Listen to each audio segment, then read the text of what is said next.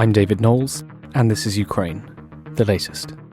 Today, we talk about the ferocious fighting across the Donbas, get updates on drone warfare, and hear from Telegraph Correspondent Nicola Smith, who's been on the ground in the east of Ukraine for the past week. This hideous and barbaric venture of Vladimir Putin must end in failure. Nobody's going to break us. We're strong. We're Ukrainians. Every weekday afternoon, we sit down with leading journalists from the Telegraph's London newsroom and our teams reporting on the ground to bring you the latest news and analysis on the war in Ukraine.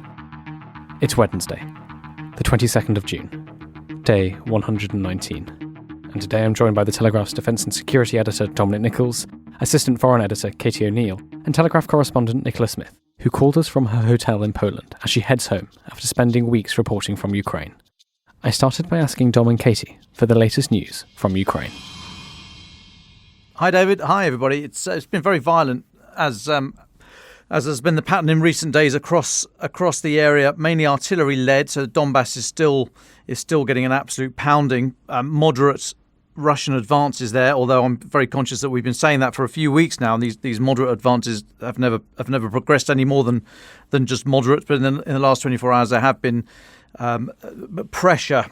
extreme pressure on Severodonetsk and some of the villages thereabouts. There's also been a lot of shelling in the area of Kharkiv up to the north, reportedly dozens of civilians killed in there. There was a fire, or the shelling created a fire at a gas-producing factory. So that was quite a significant fire up there. Also, Snake Island, I think we're going to mention it a bit later, that has been under intense attack as well from Ukrainian forces.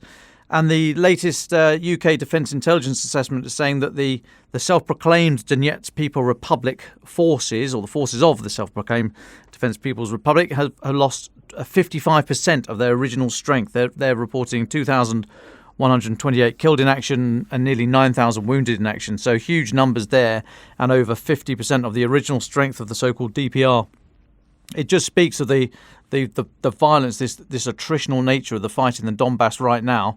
Got a couple of other drone-related bits and pieces, but I'll just take a little pause there. Thanks, Dom. Let's come to you, Katie. Just picking up what Dom mentioned about Snake Island, would you like to add to that? And also, there's been some updates, I know you mentioned, about Kaliningrad.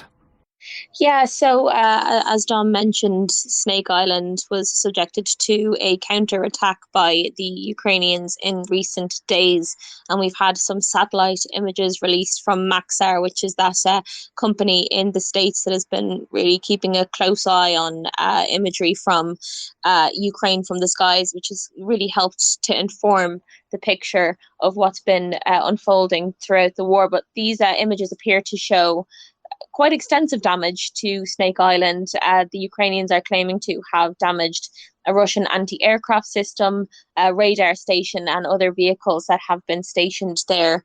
There is still sort of differing narratives emerging from the Russians and the Ukrainians. The Russians claimed that they repelled what they called was a mad attack by the Ukrainians, but Ukraine today is saying that they dealt Snake Island a concentrated blow. And this is part of sort of an interesting pattern that's been emerging in recent days, where Ukrainians are attacking increasingly attacking Russian territory. Today we have seen images of a kamikaze drone attacking an oil refinery in the region of Rostov in South Russia. And that obviously follows that oil rig that we discussed the other day in the Black Sea that was attacked by Ukrainian forces. In addition, we saw that Navy tugboat in the Black Sea that was reportedly destroyed by Ukrainians, the first time apparently that they used Western weaponry to destroy any sort of Russian vessel. Previously, obviously, we saw in the Black Sea, the main ship of the Russians being destroyed there by Ukrainians, and this is the latest attack there in that region. You mentioned Kaliningrad, some heated diplomatic back and forth between Russia and Lithuania with regards to this ban that the Lithuanians have enacted, which will not allow Russian goods to travel between Kaliningrad and Russia if they are any type of goods that have been banned by the EU. Russia has been increasingly upping its rhetoric in terms of how it will respond to Lithuania. Yesterday, they were saying that, in addition to its response being heavy-handed, it will be ordinary Lithuanians who will feel the impact of whatever its response may be. Today, we have additional language from the Russian Foreign Ministry in which they're saying that their response is going to not just be diplomatic, that it will be practical, which is quite an ominous warning. Obviously, we don't want to over-egg what they might mean, but the subtext is that, it might involve something of might, or there might, it sort of leaves a number of questions when they're saying that it's not just diplomacy that's going to be deployed to handle this, that it, the word that they used was practical, and it's going to be practical measures that are used in retaliation for that import ban that goes through Lithuania. And just staying with diplomacy, I know you've got an update from about Boris Johnson's message to allied nations regarding the nature of the peace that Ukraine might want to pursue at the end of the war. Yeah, so we had carried a report today on Boris Johnson and sort of the messaging that he is coming out with ahead of a G7 summit. There's also a NATO summit coming up.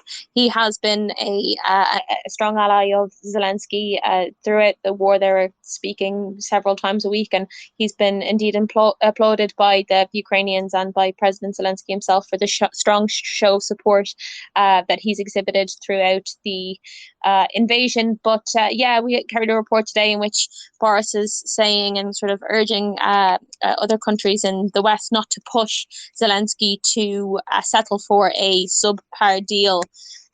Sort of the briefings that we were receiving from people close to him was that he was saying that, if Zelensky turned around and said, what, enough is enough, and we've suffered enough, and it's time to draw this thing to a close, that Boris would be respectful of that and would be supportive of that. But he is saying to allies in the G7 and in NATO not to force Zelensky to settle for what he called a shitty deal. He's saying that we must be steadfast in our support for Zelensky and Ukraine, and while they want to continue with this, we should support them in their endeavour to do that.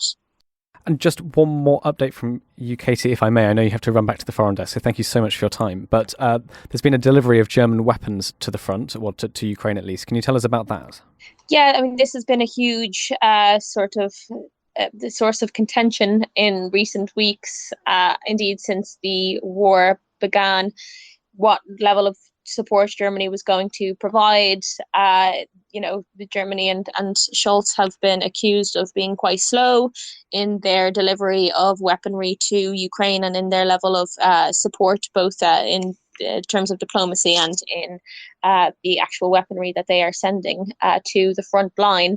Yesterday, we had the first delivery confirmed the first delivery of heavy artillery to Ukraine. So the Ukrainians confirmed yesterday that howitzers have been delivered to the front line to them from Germany. It was just last month that Scholz promised to send these, but before that he was accused of being quite slow in pledging to send these systems to Ukraine. And the language that Ukraine gave yesterday when they received these weapons was that they finally received them from Germany, but they expressed their thanks that they have been delivered to the front line. Well, thank you very much, Katie. Dom, you've been listening to all of that. I know you had some more details on the drone warfare. Do you want to get into that? What are your thoughts there? Yeah, there's been a couple of odd droney things in the last 24 hours. So firstly, the one that Katie was saying there, this kamikaze drone, it's on social media. You'll see it. I think we've got it on our website. Drone flies over about 10 kilometres inside Russia, in the right down in the. I imagine it's it'd be the Luhansk Oblast. But anyway, it's about 100 k's from the front line. So quite a significant distance from the front line of the Donbas, and as we've said, inside Russian territory. This drone flies over and crashes into an oil refinery inside Russia, starts a large fire. Don't think there's any casualties, but it's quite significant damage by the look of it. It's not a Bayraktar. It's not a Turkish-made TB2 Bayraktar that we know Ukraine have been operating. Initially, it was thought they could be Ukrainian PD1 or PD2 Recce drones. That now looks not to be the case. Chris Owen on Twitter, you can also find him on Twitter, good source for open source information there. He's suggesting it could be a Russian 4-post drone, which has either been bought off the open market, unlikely, or more likely captured by Ukraine, and as he says, returned to Russia. And he makes the point that might explain the willingness to sacrifice such an expensive drone. I mean, they're not usually kamikaze drones, so they would have had to have been fitted out with explosives and specifically flown for the mission of them not coming back. So unlikely you'd use any of your really precious stuff. So maybe it was a Russian 4-post. And of course, if it was, then that might also help to get it to target. If the Russian air defence teams are looking at this thing going, "I don't worry, that's one of ours," a quick sort of flick through the reference handbook, then that's not a bad tactic to have employed by the Ukrainians. So a lot of confusion about what it is and quite who sent it. Caveat: there might be a false flag. I don't think so, but possibly. But yeah, a lot of confusion about what this thing is. But it did land and did cause some damage. So you can see that on the website. Elsewhere, there was a Russian All-10 drone, a smaller drone, a reconnaissance vehicle, airborne camera basically, that crashed in Turkey. Now this is particularly weird. It wasn't destroyed. It was found by a local, pretty much intact. Again, images from social media. Now these things they're controlled out to about 120 kilometres from the actual ground control station, but they've got hours. They can be up in the air for about 18 hours, and so once they fly out of control, they can, as in no longer controlled, not that they're tumbling out of the sky, but they can carry on for about 600 kilometres. So where it landed in northern or sort of northeastern Turkey, if you draw a big sort of range ring from there, it takes in a big portion of southern bit of Russia, Georgia, but Georgia doesn't have All-10s. It takes in a bit of Armenia.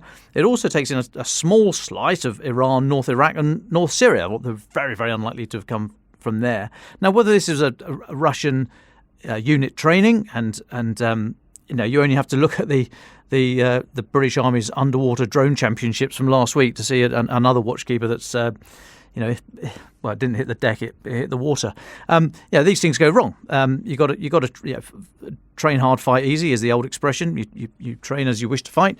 So you're best to get all your mistakes out of the way in training. So these things do happen. So it could very easily have just been a normal sort of training sortie from most likely Russia that lost control from its ground station and carried on flying until it sort of landed on some nice soft heather in northern Turkey. But very odd. Speaks again of this. We mentioned yesterday about how the capability drones give you is nothing new, or the desire to see over the hill, see around the corner, see what's coming next has been there since man has started chucking sticks at each other. So that in itself is not new, but the technology obviously is, and how you integrate it with your wider forces is very new. And so these things are going to happen. They're going to turn up, but it's particularly odd that you've got all these mysterious drone episodes happening around the place. Well, thanks, Don, for that. Katie, I realise you have one more update from us. It's a dispatch we've got from Mariupol. Tell us about that. Yeah, in today's paper and on the website, we've got this dispatch from Mariupol. I think some of the most interesting reportage that we're seeing right now, and will continue to see in recent weeks, is what life is actually like on the ground in these places that are now occupied by the Russians in Ukraine. And we've got some such report in the Telegraph today. It's kind of told through the lens of those that are left behind in Mariupol, which is this key city in Ukraine, which was subjected to really a heavy onslaught by the Russians. That's where obviously the Azov steel plant was located, where we saw that fierce resistance being mounted by the battalion there for weeks on end. But that city, it's basically razed to the ground by the Russians, and now it's being occupied by them. So this dispatch offered a sort of glimpse into the life of those that remain there, and some interesting details. They say that these warehouses in that city, which once housed things like fruit and vegetables, are now makeshift morgues that are housing dead bodies. And that there are so many of them that it's sort of the level of rot is setting in, and you see flies swirling around the bodies. The people there are also obviously without a lot of the resources, and most of the resources that they would have had pre-war. There's a lot of poverty, and interesting that the people that are there now, who have had their homes and their livelihoods destroyed by the Russians, are now turning to their captors for a lot, to meet a lot of their basic needs, such as food. There was a van in the square, sort of in the center of Mariupol, which our reporters described as being emblazoned with this Z symbol, and handing out bread and different provisions to the people in Mariupol, who are growing increasingly hungry. So yeah, it's interesting, this sense of having to rely on your occupier for sustenance and for survival. So that's sort of the picture that's being painted in Mariupol post invasion. Well, thank you very much, Katie, for that, and thank you, Dom, for your explanation and your account of the odd things we're seeing in drone warfare at the moment. I'd like at this point to bring in Nicola Smith, the Telegraph correspondent who's been in Ukraine for a few weeks. You're on your way home now, Nicola. I'm just wondering, what's your reaction to everything that we've talked about? Are these kind of updates? Are they known about on the ground? What was the fighting like, and what did you see when you were there? Yes, I mean, I think these updates are known. I think what Katie has just been talking about is very interesting. Just talking about what is life like on the ground. And one of the things that we've been looking at very much over the past week, I think the last time I spoke, we were just on our way into Donetsk. We were heading towards Pokrovsk, and also just kind of getting a bit closer to the front lines. And we just really wanted to see what life was like for people. We wanted to find out a bit more from soldiers who were coming back from the front lines, who'd been injured. We went to a hospital in Kramatorsk, and we were speaking to doctors there. As we were speaking, ambulances were coming in full of soldiers from the front lines before they were transferred onwards and westwards. But just speaking to civilians was a really interesting part of the story, and how they are coping with that. Because there's been a lot that people have been talking about, this war of attrition, and part of that has just been the mental health impact on the entire nation, and just this fatigue that people are feeling. I've spoken before about how resilient people are, but they're also very tired, almost 4 months into the war. They're exhausted. They're dealing with extreme circumstances. They're also very concerned that the West will forget about them, that there will be fatigue outside of Ukraine. And some people are really struggling to keep going. We caught a glimpse of just some of the terror that people are living under. When we went to Pokrovsk, we went down to an evacuation train, where this is where the evacuation train sets off westwards, and about an hour later, it's quite a downtrodden little town, industrial, and there's one hotel there where we were staying, and about an hour into us arriving, a missile struck, and about a mile from the hotel, and the hotel shook. And I just think that that kind of gave us a glimpse into what people are living with every day. They don't know if they're going to get unlucky, if a missile is going to strike their home. In this case, thankfully, nobody was hurt, but it created a huge crater in the middle of the road of a residential street, and damaged homes. And people are just having to live with this kind of pressure all the time. And as you get closer to the front lines, you just feel, you hear horrific stories of what people have been living with. One of the stories we did was about a hospital clown who, before the war, was helping children with cancer in hospital. He was, working with them and their parents. And when the war came, he thought, he and his wife said to themselves, well, we've got to go and get people out. We've got to go and evacuate people who are closer to the front lines. And so he's been taking incredible risks to go and help people who've become trapped by heavy fighting and who have no way to get out. And he's been trying to cheer them up along the way with his red nose, but he's also faced such extreme risks. He's come under fire. The Russians have even been firing at his van, which says Dr. Clown on the side of it. He's nearly died several times. And you meet these incredible heroes, but it's really taking a mental toll on people. And you've also been doing some reporting on the struggle and the lack of supplies and medicine and medics on the front. Can you tell us about that, Nicola? Yes, I was told by people who are operating close to the front lines and who have military experience there that one of the issues is that there's a shortage of trained medics, and that the war took everyone by surprise. There wasn't enough time to build up Ukrainian forces, including the logistics like medical expertise on the front lines, and so everyone's doing their best and training on the job, essentially. And one of the things that we were told was that there is a shortage of people who know what to do in an extreme medical situation on the front lines, and that this means that soldiers are bleeding out. Where if people had time to train up and get the right equipment and know how to use it, that wouldn't be happening to the same degree. You were in Ukraine for several weeks.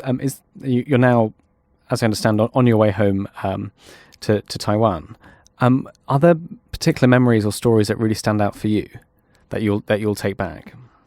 There's so many stories that will stand out for me, and just I think mainly the people that I met.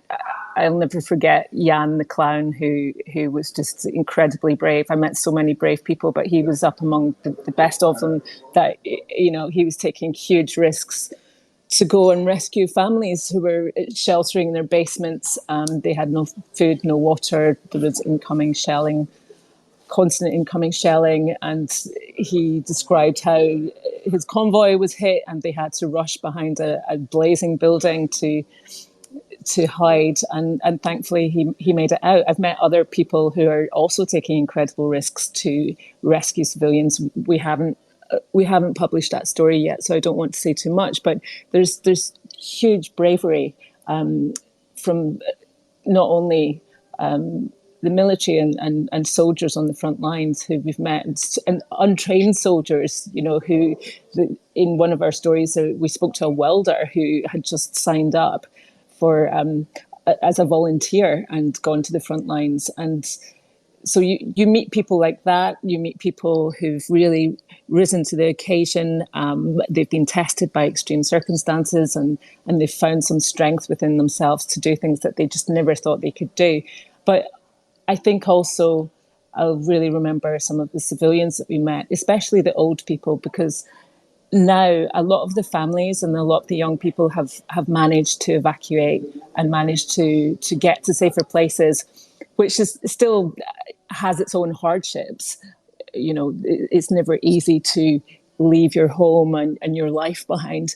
But the people who really stick with me just now are the old people who've been left behind. Some of them who don't have families, many of them who've lived their entire lives in these towns that are now just being pummeled by Russian artillery. And it's a really, such a destructive approach to war. Russians are just going in, they're flattening towns and villages. They don't care about the infrastructure. They don't seem to care about the people who are still sheltering there. And so these old people many of them have tried to just, they've tried to stay there as long as they can because these are their homes. They've got nowhere else to go. And we met a few of them on Sunday who were in a shelter that was once full of families, but now is really just full of the elderly who don't have another option.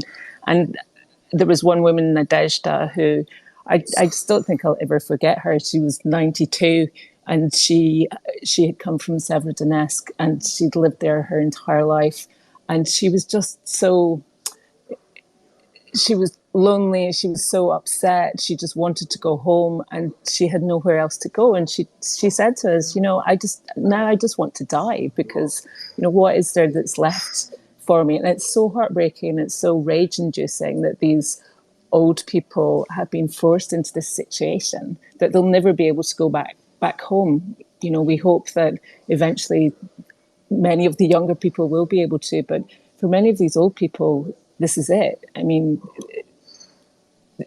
that's them. They've lost their entire lives, and there was another older man, Stepan, who he was sitting talking to us, and he brought out this envelope, and it was full of black and white photos, and he said, this is my wealth. This was my family. They're all dead now. And he said to us, as a child, I lived through World War II, and Germans were sleeping in my house. Before they went to the front, there was tank fire outside, but I've never seen such atrocities as I've seen during this war. And he said, it's like brother killing brother. And those are the things that will really stick with me. Well, thank you very much, Nicola, for sharing that. Just one more question from me, if I may. You mentioned just then that your impression is that the Russian artillery doesn't seem to care about the destruction and the pointlessness and all of that. But in your report, you also talk about them, how they don't seem to care about the lives of their own soldiers, specifically of the separatist soldiers. Can you talk a little bit about that? Yes, that was one detail that emerged when we spoke to Sergei, the welder. He was telling us what it was like on the front lines, and he said that one of the tactics that they had noticed was that Russia is not short of artillery, and so it can just fire as much as it likes at the Ukrainian forces. But he said what it does is that to find out where the Ukrainian soldiers are sheltering, it's sending in separatist troops. There are reports that some people have been forced to join up from Luhansk, that they're sending these separatists in with barely any body armor, with World War II type rifles. And Sergei said he was convinced that people must be on drugs, because they were just walking towards the Ukrainian soldiers, walking towards the line of fire with no body armor. And the Ukrainians were then having to fire on these separatists. And then Russia knew where they were, and they were firing artillery towards the Ukrainians. And it just seems like such a sickening, cynical tactic to use. Well, thank you very much, Nicola. Dom, I'm sure you have some questions as well. Do you want to come in here? Yeah, thanks. Hi, Nicola. Great to hear you're safe and in a cafe in Poland, I think. A couple, if I may, have the coffee. A couple, if I may, which might be unfair because you've not long been there, but I'm really interested in the view of the people around you and the information environment they're in. And are they badgering you for questions? They know that you've just been in Ukraine. I wonder if their access to information is better than what we have over here, for example, and whether or not they will have heard. They might have countless journalists reporting to them all the time. But so I'd be really interested in whether their sort of standard level of awareness is higher than we have over here. And secondly, just anything on the politics. Do you get a feel for the mood? Because Poland's been very, very staunch in its support for Ukraine, and I wonder if there was any view of the visit by Messrs Macron, Schulz, Draghi to Kyiv last week, and particularly Mr. Macron in the wake of his electoral difficulties a couple of days ago. Do you mean the views of the Poles around me? Yeah, the locals, yeah. Yeah, I'm afraid I don't have too much to say on that, because I literally just arrived at 2:30 in the morning overnight. So I haven't really had the chance to speak to anyone here. I've just been working this morning and heading out to the airport. I mean, my general impression is that Poles they're worried about the proximity of what's happening. I'm sure they're very aware of what's going on across the border. But it's the only impression I have really is that when you cross the border, it's like you're immediately away from the intense environment of Ukraine, as you would expect. And so I think, like anywhere, it's another not far off war zone, but it's just very hard to imagine what it's like on the ground, no matter what country you're in. And that's, as I said, the fear that Ukraine has that they will be forgotten about. But yeah, I'm afraid that's not a very substantial answer to your questions, because it's just not been my focus over the past few days. No, not at all. Yeah. Sorry, as I said, it was an unfair question to ask. In that case, what was the feeling? Did you get a feeling in Ukraine for the visit of those European leaders, and how did that go down? Yes, I did. There's, the Ukrainian government has been tremendous at putting out messages. They've been so good at the kind of information war side of things. So the public are incredibly well informed through social media, through especially Telegram channels, and just local news. I mean, people do really know what's going on. I think when Macron and Scholz came, people appreciated the attention and their visit, because they do very much want to keep in the headlines. They want people to know that this war they're in it for the long haul at the minute, and that they do not want people just to kind of just get fatigued by it. There was some concern that when Macron and Scholz came, that they would try to pressure President Zelensky to come up with some kind of peace deal, or propose some kind of peace deal with Russia that would concede territory. And the public mood is very much against that. I haven't met anyone who would be happy to do that, because they just don't think that Russia would stop there. If you give them some territory, they just don't trust Russia to stop there. Plus, they're very worried about the people who are living under occupation and the terrible conditions that they face. I think when Boris Johnson turned up, that was it was another boost to public morale. And, there might have been cynicism for him coming over, but it does keep the story very much in the British headlines, and people really appreciated that. And there was also a bit of humour.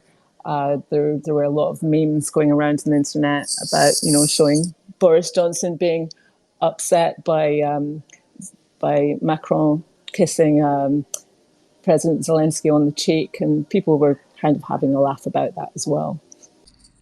And just one final one, if I may. We'll talk about morale. What, if any, differences did you notice on this trip to your earlier trip? And even if morale is high, what slice, if any, is there of kind of fatalism in there? It can be easy in war zones for morale to be high, but also to feel as if there's an inevitability to the violence, and people can be very good fighters, but because they've mentally thought, well, I'm not going to come out of this, and that's not, clearly that's not a good thing, even if they are great fighters. So I just wonder if you had any sense for feel of the Ukrainian fighters this on this trip. My sense of morale was that among the military people that we met, among the soldiers or official sources, I mean, obviously they are going to they want to keep up this line of we have strong morale. They don't want to show any signs of fatigue. But generally among the soldiers that we met, we had the sense that morale was high, that conditions were incredibly tough, that they were very short of what they needed in terms of weaponry, but that they felt that they were fighting a just cause, and that they felt that they had no choice, that they were ready to give their lives to defend their land, their families. Nobody wants to go to war, but they seemed very ready to do it and ready to go to the front lines, even though they knew what awaited them, and really hoped for the best. morale among the public, we saw a few signs that it was ailing a bit there. We spoke to a bank manager who had just been rescued from, I think it was Lysychansk, and he had been injured because he'd been out cooking over an open stove. There was, as everyone has to do there, and he'd been injured by some shrapnel. And he said that people who'd been living for months in a basement were really struggling mentally, and that morale was low among them. So I think there's a difference between the soldiers who are really, fighting as hard as they can, and civilians who are living in horrible conditions and just trying to survive from day to day. There's perhaps more of a sense of purpose among the soldiers. I mean, I'm speaking very general terms. Obviously, everyone is very different, but everyone has different reactions to things as well. And just the pressure. One of the things that the clown said to me was that he was in Severodonetsk when Grad missiles, I think it was missiles, or it was rockets that started coming in. And he said, everyone was thinking there, well, this could be my last moment. And that there was just different reactions among them all. One person was just kind of carrying on as if nothing was going on, just walking past. Another woman was lying on the ground praying. Another man was frozen in fear. Jan was kneeling down, and he said, it didn't really make any difference if the rockets were going to hit, then they would have taken us out. And then there was a sense of relief where he said it struck somewhere else. But then you think that's such a cruel thought because it's hit someone else. And I think everyone's just living with that, whether they're soldiers, whether they're civilians, they're living with this random cruelty of war. And yes, there is a sense of, is it my fate? Am I going to die today? Some people turn to faith for that. Other people find different ways to cope with it. But it's this constant sense of, something bad could happen today. And I don't think anyone can escape that. Well, thank you very much, Nicola, for that. That was incredibly moving and fascinating. And thank you for all of your reporting in Ukraine. Do stay safe on your journey home. And I think in the future we'd love to have you back on, because you actually live in Taiwan, don't you? Yes, that's right. So it'd be very interesting to hear from you at some point in the future what at this point in the war, what reaction in Taiwan to the conflict is, bearing in mind, of course, the threat of China to their west. Yes, absolutely. People are watching very closely in Taiwan, and it's really woken up the public, certainly, to the possibility of the worst case scenario. The government has always been aware of this and building up their defence capabilities, but it's certainly changing the way they look at defence and what they should be building up and what they should be purchasing or focusing on as a deterrent so that this never happens. So that would certainly be interesting to explore further. Definitely. Well, thank you so much for joining us today. Just before we go to our final thoughts, Dom, I'd like to come to you. There's a couple more updates. We spoke before we went on air about Boris Johnson announcing a training program for new Ukrainian recruits. Could you tell us a little bit about this? I know you had some thoughts as a in a previous life as a military trainer yourself. Yeah, just briefly, this came out of his visit to Kyiv last week, and he said that one of the things that, as well as weapons supplies, one of the things the UK is going to do will be to train, and he put these figures on it, 10,000 Ukrainian soldiers every 120 days. So as we've mentioned before, this is now, we're into the long game here. So Ukraine needs to generate a new army, basically, and needs a huge number of infanteers to do that. And it was worth marking, even though it was a few days ago. We never really got around to doing it at the time because there were other bits and pieces. But I just want to make the point that, when I was serving, I did a bit of time training new recruits. And our, as we called it, phase one training, taking a civilian who may never have handled a weapon before in their lives up to a very basic level of infantry skill was about 120 days, 3 or 4 months is about that. And I just wanted to make the point that the level of skill at the end of that time is very basic. I mean, So an individual who's never handled a weapon before in their life, never served in uniform, will be proficient and safe and accurate with their personal weapon. They will not have worked with any crew-served weapons, so i.e. larger weapons that require more than one person to fire it. And their basic infantry tactics will be up to pairs fire and movement. So you and your buddy, one covering you while one fires, and then you move while he covers you, and you move while she covers you, and so on and so forth. So very, very low level basic infantry skills. Absolutely fundamental, and that's why these are the first things that are taught, and over and over and over again, so they become second nature.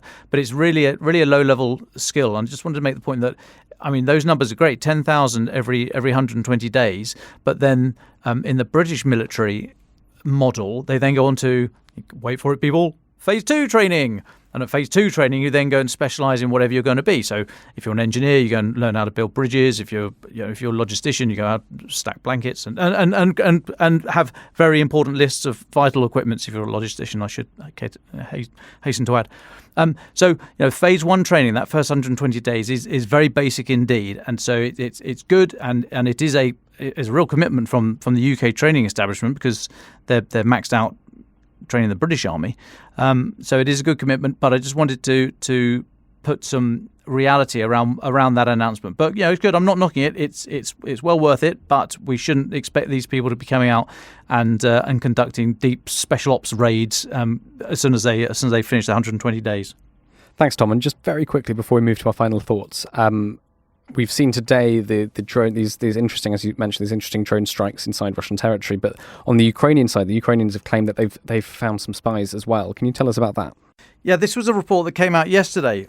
Ukraine detained 2 people, one a senior government official and the other a business leader in Kyiv, saying that they were passing information to the Russians. So the security services of Ukraine said that the senior official in the Secretariat of the Cabinet of Ministries, Cabinet of Ministers, was the government official, and the business leader was a department head in the Chamber of Commerce and Industry, and that's a business lobby. And they were detained as part of, a quote, a multi-stage special operation, end of quote.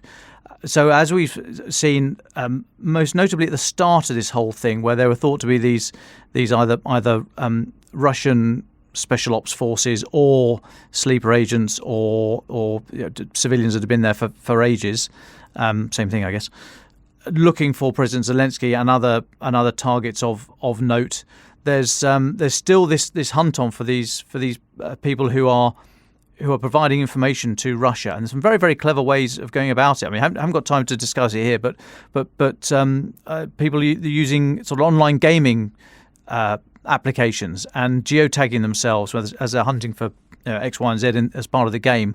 It's also giving away live information to Russia if they're able to hoover that off the net through these games. So there's a big effort by Russia to keep this fifth column in old money. These people running around in Ukraine, giving up to date information, and like I say, the precision guided munitions that what few of them Russia have left, and they're not finding these weapons factories and important railway junctions and warehouses by luck. I mean, someone is targeting these things, and they've not all been there for years and years and years and geolocated up the yin-yang for decades. I mean, somebody is going around and marking these places. And so these arrests yesterday just show the effort that Ukraine is putting into uncovering these spies, basically. And it's one for us to watch. It's a fascinating subject, and we will come back to it. Absolutely. Well, thank you very much, Dom. I think we've probably got to the end of our time here today. So, Dom and Nicola, can I ask for your final thoughts? Dom, would you like to go first? And then, Nicola, as you're coming out of your tour in Ukraine, would you like to have the very final words? Yes, thanks. Just very quickly for me, I mean, Nicola deserves a final word here, but very quickly for me, I mean, Snake Island is there seems to be an uptick in tempo there of it might be to do with the Harpoon missiles that Ukraine have taken delivery of. That might have been the impetus to try and take the island, but keep your eye on that, and we certainly are. But there's a very definite uptick in violence on Snake Island over the last few days, and that island is critical to whichever side holds it. Thanks, Tom. And Nicola, would you like the final words? Thanks. I've said in the past few weeks how incredibly resilient people are, and they really are. They're strong. They have found incredible strength within themselves to deal with extreme circumstances, but they are also so tired and so exhausted, and they just want this to be over. And I think the message that they were really giving to me and to other journalists was, please don't forget about us. Please don't forget about this situation, that this crisis that we're facing, and please do everything you can to help us to bring it to an end. Ukraine the Latest is an original podcast from The Telegraph.